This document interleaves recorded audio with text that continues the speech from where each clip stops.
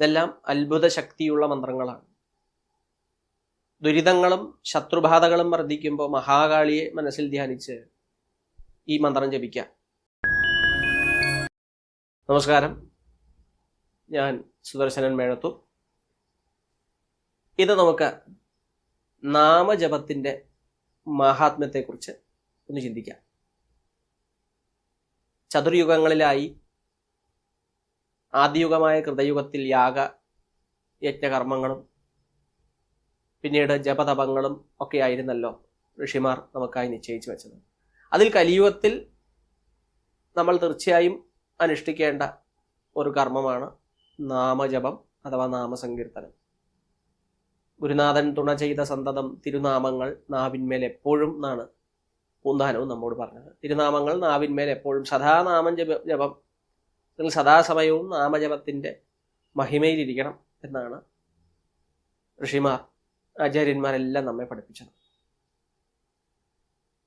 അതുകൊണ്ട് നാമജപത്തിൻ്റെ വളരെ ശ്രേഷ്ഠമായൊരു സംസ്കാരമാണ് നമ്മെ ബലവാന്മാരാക്കിയത്, പവിത്രതയുള്ളവരാക്കി മാറ്റിയത്. നമ്മുടെ വരും തലമുറയെ, കുട്ടികളെ എല്ലാം തന്നെ തീർച്ചയായും വൈകുന്നേരം സന്ധ്യാനാമ സംസ്കാരം അല്ലെ നമ്മുടെ ഇടയിൽ ഇന്ന് നഷ്ടപ്പെട്ടു പോകുന്ന ഇതര മതക്കാരെല്ലാം തന്നെ നമ്മൾ വളരെ അഭിമാനത്തോടെ അവരെയും കാണണം. വൈകുന്നേരം കൂട്ടപ്രാർത്ഥനയും ഒരുമിച്ചുള്ള നിസ്കാരവും എല്ലാം തന്നെ നിർവഹിക്കുമ്പോൾ നമ്മുടെ ഭവനങ്ങളിലും നിർബന്ധമായും 6 മണി മുതൽ 7 മണി വരെയുള്ള സമയം ഒരു ഭക്തിയുടെ ആധ്യാത്മികതയുടെ സമയമായി സന്ധ്യാനാമം ജപിക്കുന്നൊരു സംസ്കാരം തീർച്ചയായും നമ്മുടെ കുട്ടികളെയും എല്ലാം നമ്മൾ നിർബന്ധമായും ഇത് പഠിപ്പിക്കണം. സന്ധ്യാനാമ ജപ സംസ്കാരം. ആ നാമജപം അതിന് വളരെ വലിയ പ്രാധാന്യം നമ്മുടെ ഇടയിൽ. നാമസങ്കീർത്തനം കൊണ്ട് മാത്രമേ, നാമജപ മാഹാത്മ്യം കൊണ്ട് മാത്രമേ പൂർവജന്മ പാപങ്ങൾ പോലും തീർന്നു പോകുന്നുള്ളൂ. അതിൽ കലിയുഗത്തിൽ സദാ ജപിക്കേണ്ട മന്ത്രമാണ് വളരെ ലളിതമായി നമുക്കെല്ലാം ജപിക്കാവുന്ന, യാതൊരു നിയമവും ഇല്ലാത്തൊരു മന്ത്രം അല്ലേ. മറ്റു മന്ത്രങ്ങളെല്ലാം ജപിക്കുമ്പോൾ ചോദിക്കും ചിലരൊക്കെ, ഗായത്രി മന്ത്രം സന്ധ്യ കഴിഞ്ഞ് ജപിക്കാമോ, രാത്രി ജപിക്കാമോ? ഇതെല്ലാം പലരും ചോദിക്കുന്ന ചോദ്യമാണ്. അപ്പൊ ഗായത്രിയാദി മന്ത്രങ്ങളെല്ലാം വേദോക്തങ്ങളായ മന്ത്രങ്ങളാണ്. വേദോക്തങ്ങളായ മന്ത്രങ്ങളെല്ലാം സൂര്യൻ ഉദിച്ചിരിക്കുമ്പോൾ മാത്രമേ ജപിക്കാറുള്ളൂ എന്നാണ് അതിൻ്റെ ഒരു നിയമം. കൊണ്ട് പൊതുവെ വൈകുന്നേരത്തെ ബ്രാഹ്മണരുടെ ആചാരപ്രകാരവും വൈകുന്നേരത്തെ സന്ധ്യാവന്തനം കഴിഞ്ഞ് വേദമന്ത്രങ്ങൾ ജപിക്കുക പ്രായേണ പതിവില്ല. അതുകൊണ്ട് ഗായത്രിയാദി മന്ത്രങ്ങളൊക്കെ സായം സന്ധ്യ, വൈകുന്നേരത്തെ സന്ധ്യയ്ക്ക് മുമ്പുള്ള ആ സന്ധ്യാവന്തനം കഴിഞ്ഞാൽ പിന്നീട് അങ്ങോട്ട് വേദാദി മന്ത്രങ്ങൾ ജപിക്കുക പതിവില്ല. കൊണ്ട് അതൊക്കെ പിന്നീട് അവരവർ സ്വീകരിക്കുന്ന ആചാര്യന്മാരിൽ നിന്ന്, ഗുരുക്കന്മാരിൽ നിന്ന് അവരുടെ ഉപദേശത്തോടുകൂടി മന്ത്രങ്ങൾ ജപിക്കുമ്പോൾ നിയമങ്ങളും അവരോട് തന്നെ ചോദിച്ച് ഉറപ്പുവരുത്തണം. എങ്കിലും പ്രായേണ ഒരു നിയമവും ബാധകമല്ലാത്ത സ്തോത്രങ്ങളും സ്തുതികളും നാമജപങ്ങളും നമ്മൾ എല്ലാ സമയത്തും ഇരുന്ന് ജപിക്കാം. അതെല്ലാം ഭഗവത് വർദ്ധിതങ്ങളാണ്. പ്രത്യേകിച്ച് കലിസന്തരണ ഉപനിഷത്ത് അല്ലേ, ഉപനിഷത്തുകളിൽ വളരെ ചെറുതാണത്രേ. ഹരേ രാമ ഹരേ രാമ രാമ രാമ ഹരേ ഹരേ, ഹരേ കൃഷ്ണ കൃഷ്ണ കൃഷ്ണ ഹരേ ഹരേ എന്നുള്ള ഈ കലിസന്തരണ മന്ത്രം. ഈ മന്ത്രത്തെ തന്നെയാണ് കലിസന്തരണ ഉപനിഷത്ത് വെച്ചാൽ കലിയെ ഇല്ലാതാക്കുന്നത്. കലിയുഗത്തിലെ എല്ലാവിധമായ ദുർവാസനകളെയും, കാമം, ക്രോധം, ലോഭം, മോഹം, മതം, മാത്സര്യം, അഹങ്കാരം തുടങ്ങിയിട്ടുള്ള ഈ കാലബാധിതങ്ങളായ ദോഷങ്ങൾ, കലികാലത്തിൽ നമ്മെ ബാധിക്കുന്ന ആ ദോഷങ്ങളാകുന്ന കാമക്രോധ ലോപമോഹമത മാത്സര്യ അഹങ്കാരങ്ങളാകുന്ന ആ ദോഷങ്ങളിൽ നിന്ന് നമ്മെ മുക്തമാക്കുന്ന അതിശ്രേഷ്ഠമായ മന്ത്രമാണ് ഈ ഹരേ രാമ രാമ രാമ ഹരേ ഹരേ, ഹരേ കൃഷ്ണ കൃഷ്ണ കൃഷ്ണ ഹരേ ഹരേ എന്ന ഈ കലിസന്തരണ ഉപനിഷത്ത് എന്ന മന്ത്രം. അതുപോലെ ദുരിതങ്ങളിൽ നിത്യവും ജപിക്കേണ്ട മന്ത്രമാണ് ശ്രീകൃഷ്ണന്റെ മന്ത്രം. ഭഗവാനെ ഭജിച്ചാൽ, മുൻപിലത്തെ ഒരു എപ്പിസോഡിൽ പറഞ്ഞ പോലെ ഗുരുവായൂരപ്പ ഭജനം ശ്രീകൃഷ്ണ ജപം കൊണ്ട് തന്നെ തീരാത്തതായ ദുരിതങ്ങളില്ല.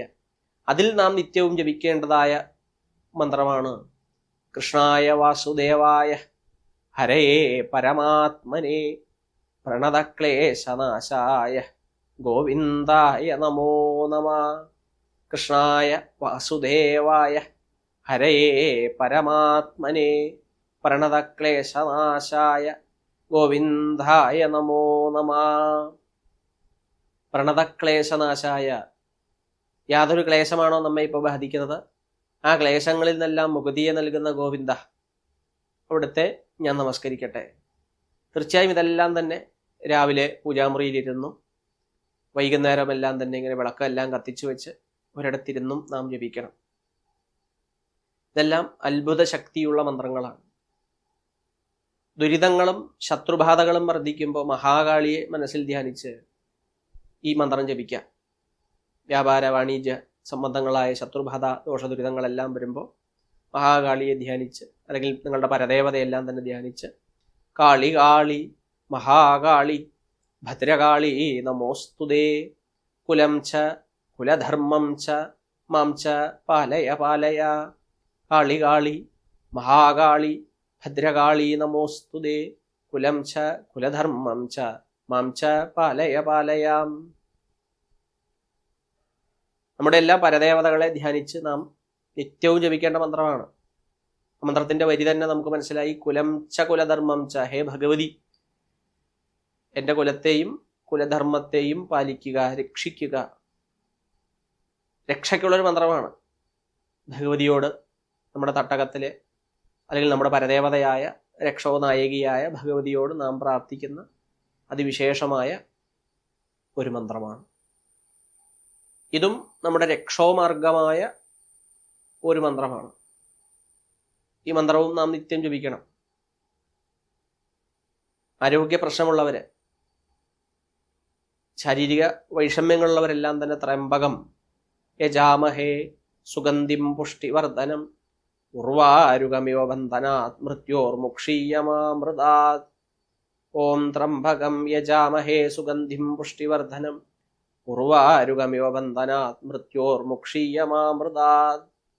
ഇത് മൃത്യുഞ്ജയ മന്ത്രം. സാധാരണ പ്രായണ നമുക്ക് എല്ലാവർക്കും അറിയാവുന്ന ഒരു മന്ത്രമാണ്. മൃത്യുഞ്ജയ ഹോമത്തിന് അല്ലെ, കർഗയെല്ലാം തന്നെ കർഗഹോമം എന്ന് പറഞ്ഞ് പിറന്നാളുകൾക്കൊക്കെ നാം നിർവഹിക്കുന്ന ആ ഹോമത്തിലൊക്കെ നമ്മൾ നിർവഹിക്കുന്ന അതിവിശേഷമായിട്ടുള്ള മന്ത്രമാണ്. ഇതും ജപിച്ചുകൊണ്ട് നമ്മുടെ മനസ്സിനും ശരീരത്തിനും ഊർജം നമുക്ക് സൃഷ്ടിക്കാം. നിത്യം ജപിക്കുന്നവനെ ഉണർത്തുന്ന മന്ത്രമാണ് ഗായത്രി. ഗായന്തം ത്രായതേ ഇത് ഗായത്രി. ജപിക്കുന്ന ആളെ അപ്ഗ്രേഡ് ചെയ്യുന്ന, ഉയർത്തുന്ന, ഇന്നുള്ള നിങ്ങളിൽ നിന്ന് നാളെയുള്ള നിങ്ങളിലേക്കുള്ളൊരു മാറ്റം അത് വരുത്താൻ നമ്മെ സഹായിക്കുന്ന ഗായത്രി മന്ത്രം. ഓം ഭൂർഭുവസ്വഃ തത്സവിതുർവരേണ്യം ഭർഗോ ദേവസ്യ ധീമഹി ധിയോയോന്ന പ്രചോദയാത്. ധി എന്ന ശബ്ദം ബുദ്ധിയെയാണ് ഇവിടെ സൂചിപ്പിക്കുന്നത്, വിശുദ്ധം.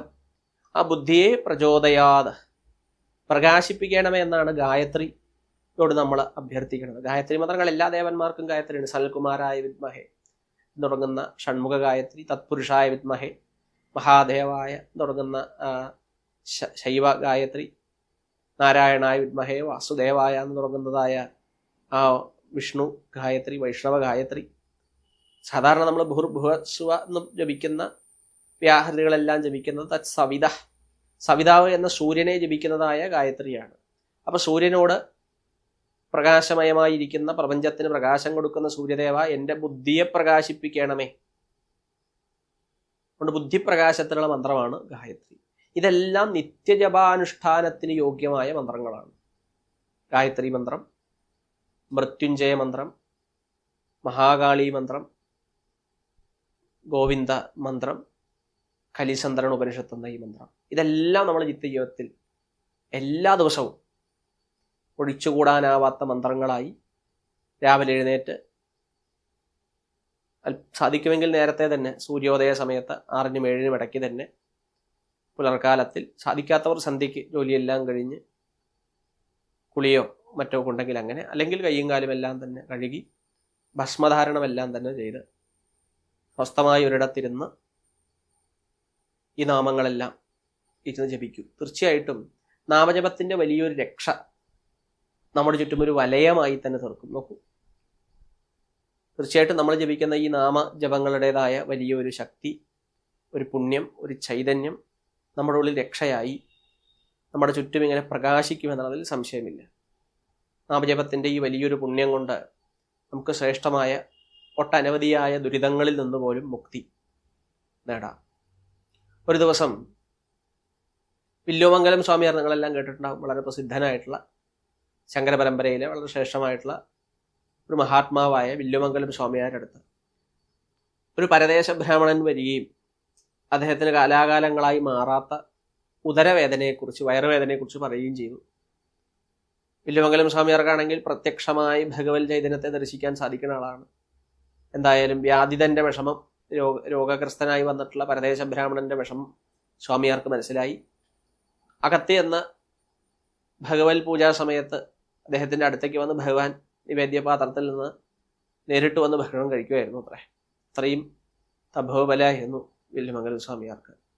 എന്തായാലും ഉണ്ണിക്കണ്ണൻ പതിവ് മാതിരി ഭോജനം കഴിക്കാൻ എത്തിയപ്പോൾ വില്ലുമംഗലം സ്വാമിയാർ ചോദിച്ചു, ഇതാ ഒരു പരദേശ ബ്രാഹ്മണൻ വന്ന് നിൽക്കണ്ട, അദ്ദേഹത്തിന് ആച്ചാൽ മാറാത്ത ഒരു ഉദരവേദന, എന്താ കാരണം ഭഗവാനെ എന്ന് ചോദിച്ചപ്പോൾ ഭഗവാൻ പറഞ്ഞു കൊടുത്തു, അദ്ദേഹത്തിന്റെ പൂർവജന്മ കർമ്മ, പൂർവജന്മാർജിത കർമ്മമല്ലേ ഈ ജന്മത്തിന്, അല്ലേ? പൂർവജന്മകൃതം പാപം വ്യാധി രൂപേണ ജായതേ. എന്തായാലും സ്വാമിയാരെ ഈ വിവരം ആ ബ്രാഹ്മണനെ ധരിപ്പിച്ചു. അങ്ങ് ചെയ്ത പൂർവജന്മ പാപാട്ടോ ഇതിനൊക്കെ കാരണം, എന്താ പ്രായശ്ചിത്തം, അങ്ങ് അനുഭവിക്കുക എന്നുള്ളത് തന്നെ. എന്തായാലും വ്യാധിതനായി ദുഃഖിതനായിട്ടുള്ള ബ്രാഹ്മണൻ നേരെ കുറൂരില്ലത്തേക്ക് ചെന്നു. അവിടെ ഭഗവത് ഭഗതയായ കുറൂരമ്മയുണ്ട്. കുറൂരമ്മയോടും ഈ ദുഃഖം ചെന്ന് പറഞ്ഞു. കുറൂരമ്മ അകത്തേക്ക് വിളിച്ചിരുന്നു. ഇരിക്കൂ, അല്പനേരം ഞങ്ങളുടെ കൂടെ ഇരുന്ന് ഇവിടെ നാമം ജപിക്കൂ, അതിനുശേഷം ഭഗവാനോട് നമുക്ക് പ്രാർത്ഥിക്കാം. എന്തായാലും ക്രൂരമ്മയോട് കൂടെ ചേർന്നിരുന്ന് ആ പരദേശ ബ്രാഹ്മണൻ അല്പനേരം അവിടെ നീണ്ടു നിന്ന ആ നാമസങ്കീർത്തനത്തിൽ പങ്കെടുത്തു. നാമമെല്ലാം ജപിച്ചു. ഒടുവിൽ ഭഗവത് പ്രസാദവും സ്വീകരിച്ചു കഴിഞ്ഞ ഉടനെ തന്നെ അദ്ദേഹത്തിന്റെ ഉദരവേദന പൂർണ്ണമായിട്ടും ശമിച്ചിരിക്കുന്നു. എന്തായാലും ബ്രാഹ്മണന് വളരെ സന്തോഷമായി. ക്രൂരമ്മയുടെ അനുഗ്രഹമെല്ലാം തന്നെ വാങ്ങി ഭഗവാൻ പ്രത്യക്ഷനായിട്ട് അമ്മയുടെ കൂടെ വസിക്കണു. ഇതാ എൻ്റെ സമസ്ത ദോഷങ്ങളും തീർന്നിരിക്കണു. എന്തായാലും ബ്രാഹ്മണൻ പോകുന്ന വഴിക്ക് വില്ലുമംഗലം സ്വാമിയാരെ കണ്ടു പറഞ്ഞു, കുറൂരമ്മയെ ദർശിച്ചതിലൂടെ എൻ്റെ പാപങ്ങളൊക്കെ തീർന്നിരിക്കണു, എൻ്റെ രോഗത്തിൽ നിന്ന് ഞാനിതാ മുക്തമായിരിക്കണമെന്ന് പറഞ്ഞപ്പോഴേക്കും വില്ലുമംഗലം സ്വാമിയാർക്ക് ആകെ വിഷമ്യായി. നേരെ അകത്തിയെന്ന് ഭഗവാനോട് ചോദിച്ചു, ഭഗവാനെ, എന്തുകൊണ്ട് അങ്ങ് ഇങ്ങനെ എന്നോട് ചെയ്തു? കുറൂരമ്മയുടെ അടുത്ത് എന്ന് മാറേണ്ട രോഗം ഇവിടെ വന്ന് മാറിയിരുന്നെങ്കിൽ അതെനിക്കൊരു സൽപ്പേരായില്ലേ? ഭഗവാൻ തന്നെയല്ലേ അവിടെയും വസിക്കണത്, പിന്നീട് എന്തുകൊണ്ട് ആ രോഗത്തെ ഇവിടെ വെച്ച് മാറ്റിയില്ല? ഭഗവാൻ സ്വാമിയാരോടായിട്ട് പറഞ്ഞു, സ്വാമിയാരെ, അദ്ദേഹം ഈ രോഗവുമായിട്ട് വന്നതിൻ്റെ കാരണം ഞാൻ അങ്ങേക്ക് പറഞ്ഞു തന്നു. എന്ത്? പൂർവ്വജന്മ പാപം. തീർച്ചയായിട്ടും അദ്ദേഹത്തിൻ്റെ പൂർവ്വജന്മ പാപമായിരുന്നു അദ്ദേഹത്തിന് ഉദരവേദനയ്ക്ക് കാരണം.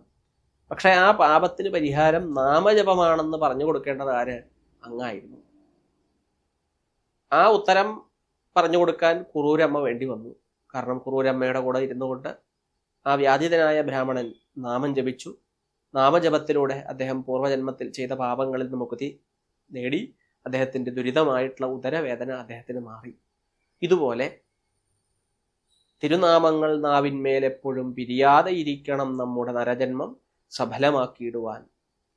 നമ്മുടെ ഈ നരജന്മത്തിൽ, മനുഷ്യജന്മത്തിൽ വന്നു ഭവിക്കുന്ന ദുഃഖദുരിതാനുഭവങ്ങളിൽ നിന്ന് മുക്തി സിദ്ധിക്കാനായിക്കൊണ്ട് ശ്രേഷ്ഠമായ ഈശ്വരനാമങ്ങളത്രേ നമുക്ക് വേണ്ടു. അതുകൊണ്ട് ഈ പറഞ്ഞ മന്ത്രങ്ങളെല്ലാം ജപിച്ചുകൊണ്ട് നമ്മുടെ ജീവിതത്തെ സാർത്ഥകമാക്കാൻ, സുന്ദരമാക്കാൻ നമുക്ക് സാധിക്കട്ടെ. ഭഗവത് നാമത്തിൻ്റെ മഹിമ വളരെ വലുതാണ്. അത് നിത്യവും ജപിക്കണം. ഓട്ടുപാത്രങ്ങൾ എന്നും തുടച്ച് പുതുക്കി വെക്കുന്നത് പോലെ നാമജപം എന്നും ചെയ്ത് ചെയ്ത് ചെയ്ത് നമ്മുടെ മനസ്സിനെ സംശുദ്ധമാക്കാൻ, പരിശുദ്ധമാക്കാൻ നമുക്കെല്ലാവർക്കും സാധിക്കട്ടെ എന്ന് പ്രാർത്ഥിച്ചുകൊണ്ട് മറ്റൊരു വിഷയവുമായി മറ്റൊരു അധ്യായത്തിൽ കാണാം. നന്ദി.